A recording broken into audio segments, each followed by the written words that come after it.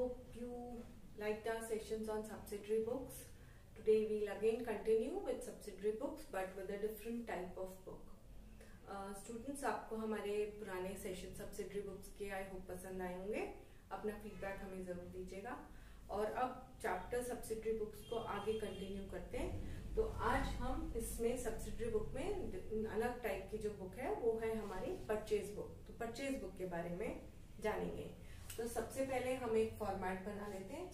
जैसे हमारा डेट आएगी, डेट के बाद हमारा आएगा जिससे हमने गुड्स खरीदे. एक चीज जो ध्यान देने वाली है यहाँ पे, हम परचेज बुक में सिर्फ क्रेडिट परचेजेस ही रिकॉर्ड करते हैं. We only record credit purchases in the purchase book. So the first column is the date column. Second column becomes your name of the supplier जिससे हमने गुड्स खरीदे हैं. जो supplier जिसने हमको गुड्स दिए हैं उसका नाम आ जाएगा. और उसके बाद आते हैं हमारा inward invoice number. Inward invoice number होता है लाइक जब आपने गुड्स खरीदे बट मतलब आपने क्रेडिट पे गुड्स खरीदे और जब वो गुड्स आपने सप्लायर को वापस करे तो उस सप्लायर ने एक इनवॉइस नंबर दिया होगा. वो इनवॉइस नंबर आप यहाँ पे डालेंगे. So that is inward invoice for the supplier. और उसके बाद जब हम इस परचेज को लेजर में डालेंगे तो फिर हमारा एक कॉलम लेजर फोलियो का आ जाएगा which is the page number of the ledger where we are posting this transaction. And the last column is the amount column which is in rupees. So date, name of the supplier, inward invoice number, ledger folio and amount. And purchase book only records credit purchases. So this is very important to note. We will not take any cash purchases. We will only consider the credit purchases in the purchase book.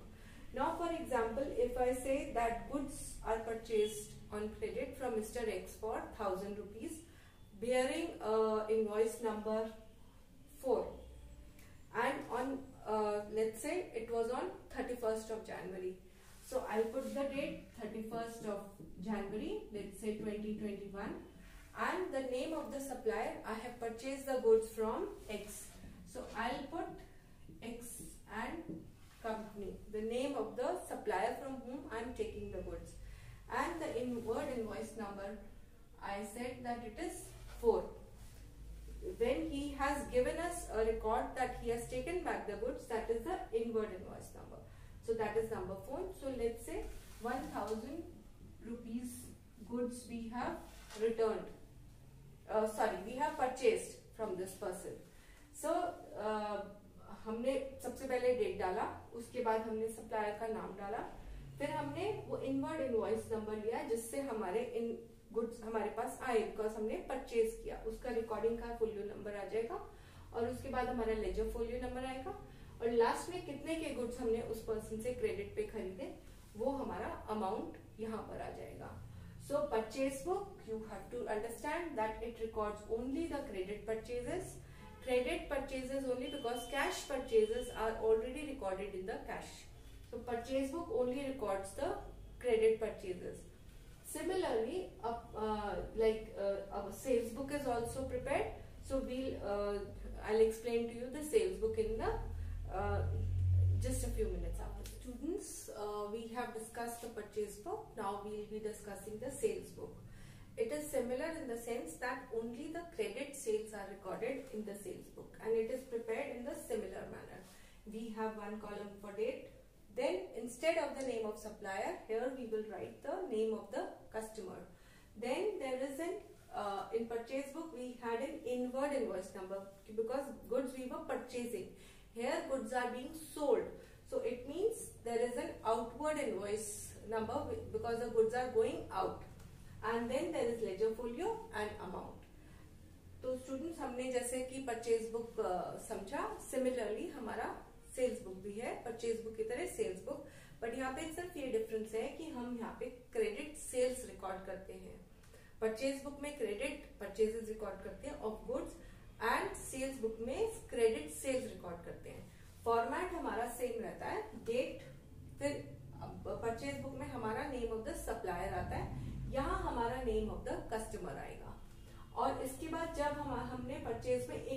Invoice number लिखा था क्योंकि goods हमारे पास आ रहे थे। अब यहाँ से goods हमारे पास से जा रहे हैं तो आउटवर्ड इनवॉइस नोट होगा कोई, उसका नंबर आएगा। फिर हमारा लेजर फोलियो और अमाउंट, और ये हम फॉर्मेट को यूज करेंगे। अब सपोज मैं एक एग्जांपल देती हूँ कि हमने गुड्स सेल करे एक पर्सन वाई को on let's say today, so today is 15th of February, सो 15 फरवरी को हमने गुड्स बेचे, सेल करे वाई को।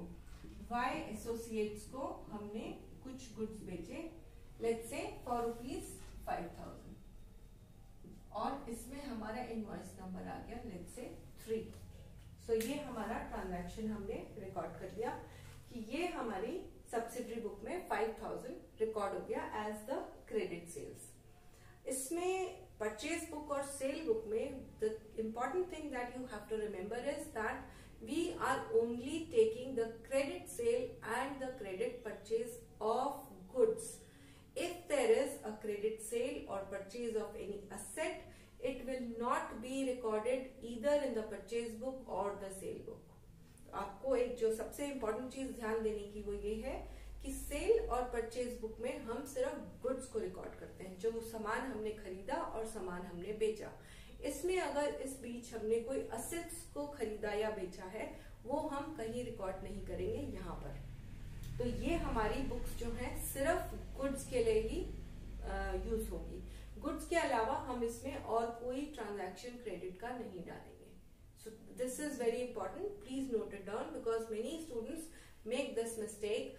कहीं लिखा होगा purchase furniture on credit, purchase machinery on credit. So please remember we will not consider any assets while we are preparing the sales book और the purchase. Students आपने समझा purchase book and sale book. अब हम एक और aspect लेते हैं इसका।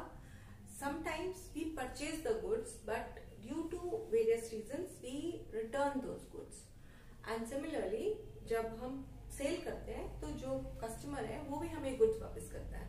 तो परचेज रिटर्न भी हो सकते हैं और सेल रिटर्न भी हो सकते हैं। तो उस केस में हम बनाएंगे purchase return book and sales return book. जब हम परचेज रिटर्न कर रहे हैं, हमने कुछ खरीदा, माल हमारे हिसाब से नहीं आया या डिफेक्टिव था या कुछ प्रॉब्लम थी उसमें, हमारे स्टैंडर्ड का नहीं था, तो उस केस में हम वो गुड्स सप्लायर को वापस कर देते हैं।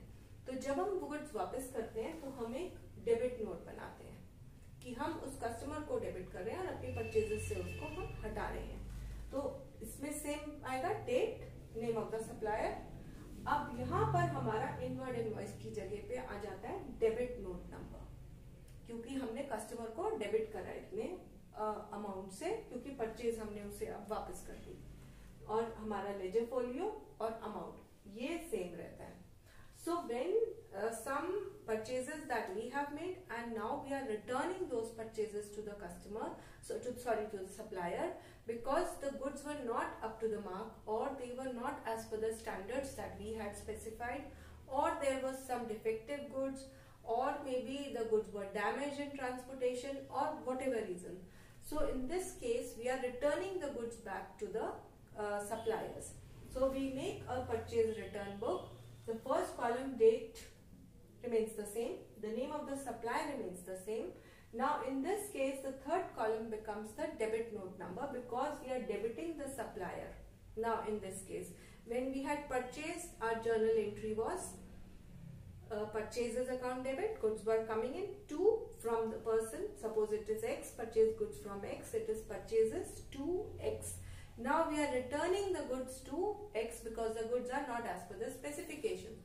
So our purchase return entry will be X debit to purchase return. So here we will be making a debit note number, and next column ledger folio and the amount. This remains the same.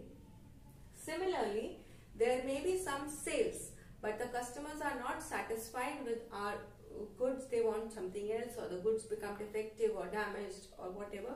So in that case we make the sale return book. Date, name of the customer will come here, the customer to whom the sales have been made. Then instead of like debit note, here we will put a credit note number. Now we are crediting the customer because he has to pay to us. And ledger folio and amount. Let me give an example. Suppose I sell goods to Y for 10,000 rupees, and out of those 10,000, I am now that person returns goods worth 1,000 back to me because goods were not as per his specification. So my journal entry in this case will be sale return debit to the name of the person. So that person becomes a creditor for me.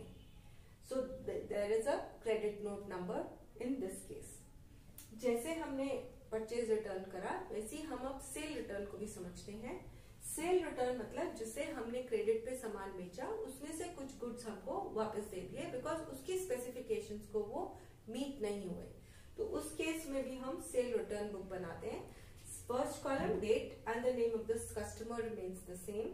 उसके बाद हम एक credit note number बनाएंगे because जब हमने transaction किया था, जब हमने सेल करी थी, जैसे एग्जांपल में लेती हूँ, हमने वाई को गुड्स बेचे, तो हमारी एंट्री क्या बनती है, वाई डेबिट टू सेल्स, क्योंकि सेल्स हमारे लिए इनकम हो जाती है. तो वाई डेबिट टू सेल्स, तो सेल्स हमारी क्रेडिट हुई.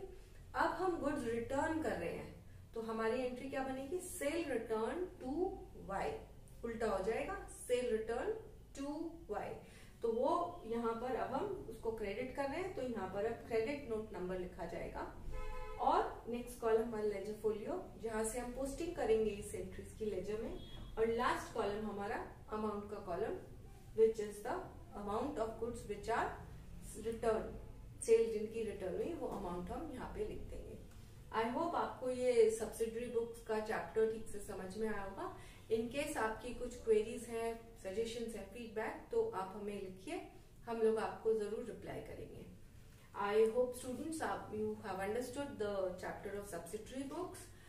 We'll keep on updating ourselves, and in case you have some comments, suggestions or feedback, do write to us. We will certainly reply to all your queries. Thank you.